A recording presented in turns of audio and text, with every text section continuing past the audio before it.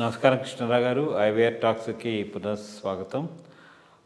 అంతర్జాతీయ అంశాల్లో ఒకటి ఇన్నాళ్ళు కనుమరుగయ్యి ఇప్పుడు కొంచెం లైమ్లైట్లోకి మనకి కనబడుతున్నది ఏంటంటే యూరప్, మెయిన్గా యునైటెడ్ కింగ్డమ్లో ఈ ఎవరైతే మనము ఈ పాకిస్తానీ ఇమిగ్రెంట్స్ అనేటువంటి వాళ్ళు ఉన్నారో వాళ్ళు ఏం చేస్తున్నారంటే ఈ గర్ల్స్ని ఎక్స్‌ప్లాయిట్ చేసి వాళ్ళని ఇది చేయడము, అంటే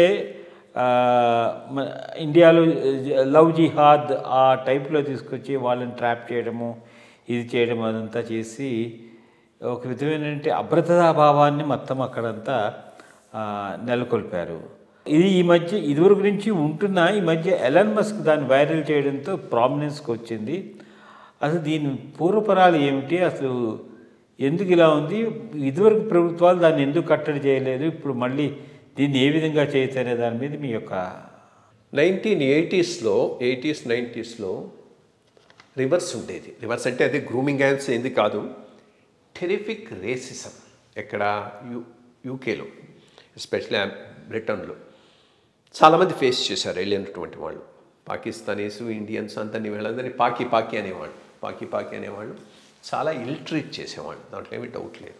అండ్ ఈ గ్యాంగ్స్ అన్నీ వైట్ గ్యాంగ్స్ విపరీతంగా బేసిక్గా సౌత్ ఏషియన్ ఆరిజిన్ ఉన్నటువంటి ఇండియన్స్ను, బంగ్లాదేశీస్ను, పాకిస్తానీస్, అక్కడ చాలామంది ఇమిగ్రెంట్స్ వచ్చినటువంటి వాళ్ళందరినీ చాలా మిస్ట్రీట్ చేశారు.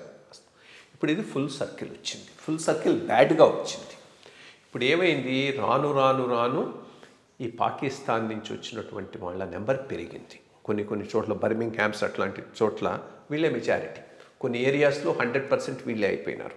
బంగ్లాదేశీస్ ఉన్నారు, ఇండియన్స్ ఉన్నారు. అండ్ దెన్ ఫ్యామిలీ కంట్రోల్ కూడా అంత ప్లానింగ్ ఉండదు కాబట్టి పెద్ద ఫ్యామిలీస్. సో వీళ్ళ ఇది పెరిగిన తర్వాత వీళ్ళు ఒక గ్రూమింగ్ గ్యాంగ్స్గా తయారైనారు. ఈ grooming gangs south Asian grooming gangs అంటాం తప్పు. ఇవి peculiar to Pakistani grooming gangs. ఇవి తయారు కావడానికి 2-3 ప్రధానమైనటువంటి కారణాలు. మొట్టమొదటిది sanction of Islam. In the sense మిగిలిన వాళ్ళందరూ ఇన్ఫెడల్స్, సెక్స్ స్లేవ్స్ తీసుకోవచ్చు. ఈ ఐడియాలజీ స్ప్రెడ్ కావడంతో ఇది శాంక్షన్ ఉంది, మనం చేసినా పర్వాలేదు అనేటటువంటి ఒక బ్యాడ్ థింకింగ్. రెండోది ఇది ఒకటి ఎస్పెషలీ పంజాబీ ముస్లిమ్స్లో ఉన్నది. ఇన్ఫ్యాక్ట్ ఆ రోజుల్లో ఎవరు అయూబ్ ఖాన్, అతను కూడా అమెరికా జర్మనీతో he used to think we're one because martial race macho race, ఇటువంటి ఫీలింగ్ ఒకటి ఉండటం. అండ్ దెన్ ఈ ఇమామ్, ఈ ముస్లిం ఇన్ఫ్లుయెన్స్, ఇవన్నీ కలిపి ఒక పెక్యూలియర్ సైకాలజీ ఈ పాకిస్తాన్ ఇమిగ్రెంట్స్లో వచ్చింది. ఇది ఇండియన్ ఇమిగ్రెంట్స్లో లేదు, బంగ్లాదేశ్లో కూడా ఉండే అవకాశం లేదు. ఎందుకంటే వీళ్ళెవరు మ్యాచోస్, మార్షల్ అని థింకింగ్ అనేది లేదు.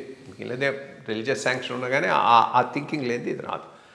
చాలా హారిబుల్, వరస్ట్ హ్యూమన్ బిహేవియర్ ఏదైనా చూడాలంటే ఈ గ్రూమింగ్ గ్యాంగ్స్లోనే చూస్తాం. ఇన్నాళ్ళు ఈ గ్రూమింగ్ గ్యాంగ్స్ టాలరేట్ చేశారంటేనే అది కూడా అన్పార్టనబుల్. మరి అంతకుముందు లేబర్ వీళ్ళని ప్రోత్సహించిందంటే కన్సర్వేటివ్స్ కూడా చాలా రోజులు పవర్లో ఉన్నారు కదా, వాళ్ళు ఏం చేస్తున్నారు, వీళ్ళను ఎప్పుడో నిప్పింది బట్ చేసి ఉండాల్సినటువంటి దాన్ని ఇంత దూరం రానివ్వటమే చాలా ప్రమాదకరమైనటువంటి విషయం. ఇప్పటికైనా దీని మీద ఫుల్ లెంగ్త్ ఎంక్వైరీ ఉండి all those people should be punished, దాంట్లో ఏమీ డౌట్ లేదు. అండ్ ఇంకో కంట్రీకి పోయి అక్కడున్న లిబరల్ సిస్టమ్ని అడ్వాంటేజ్ తీసుకొని వీళ్ళ షారియత్ సిస్టమ్ లాగా అక్కడ చేయటం అనేటటువంటిది చాలా ప్రమాదకరమైనటువంటి విషయం. ఇప్పటికైనా దీన్ని ట్విట్టర్లో ఎలాన్ మస్క్ దీన్ని బాగా హైలైట్ చేస్తున్నాడు. గుడ్, అట్లీస్ట్ ఇది ఫోకస్లోకి రావటం అయితే అవసరం ఉన్నది. అండ్ తప్పకుండా వాళ్ళందరినీ పనిష్ చేయాలి. బట్ దీన్ని ఏదో సౌత్ ఏషియన్ కింద దీన్ని టర్న్ చేసి ఇండియన్స్ కూడా ఇన్వాల్వ్ చేయడానికి కొన్ని ప్రయత్నాలు అయితే జరుగుతున్నాయి. అది చాలా తప్పు. ఇండియన్ బంగ్లాదేశీస్లో ఎవరు ఉండరు, ఈవెన్ ముస్లిమ్స్లో కూడా. బికాస్ ఒకటి ఏంటంటే ఇండియన్ నుంచి పోయిన ఎవడైనా కానీ, ముస్లిం కానీ హిందూ కానీ, కొద్దిగా మోర్ లిబరల్ అవుట్లుక్లో పోయేటటువంటి అవకాశం ఉంది. Because it's a multi cultural, multi diversity ఉన్నటువంటి సొసైటీ. బంగ్లాదేశ్లో ఏంటంటే బేసికలీ అది కాస్త well behaved docile people. So ఇటువంటి పరిస్థితుల్లో వాళ్ళు ఇన్వాల్వ్ అయ్యాయి. కేవలం ఇది స్పెసిఫిక్ పాకిస్తానీ యాటిట్యూడ్ కిందనే ఉన్నది. సో దాన్ని అదే రకంలో ట్రీట్ చేసి who ever has done it exemplary punishments అయితే ఇవ్వాల్సిన అవసరం. చూడడం అందు గురించి అనుకుంటా మరి ఎలాన్ మస్క్ కూడా అన్నాడు అక్కడ గవర్నమెంట్ని చేంజ్ చేయాలి అంటే చేంజ్ చేయటం అంటే అది డెమోక్రాటికల్ ఎలక్టెడ్ గవర్నమెంట్, డెమోక్రాటికల్ కాదు చేంజ్ చేయడానికి అవకాశమే ఉన్నది. అంటే వాళ్ళ డిక్టేషన్స్ ఇప్పుడే నెమ్మదిగా స్టార్ట్ అవుతున్నాయి, చూడాలి. నమస్కారం.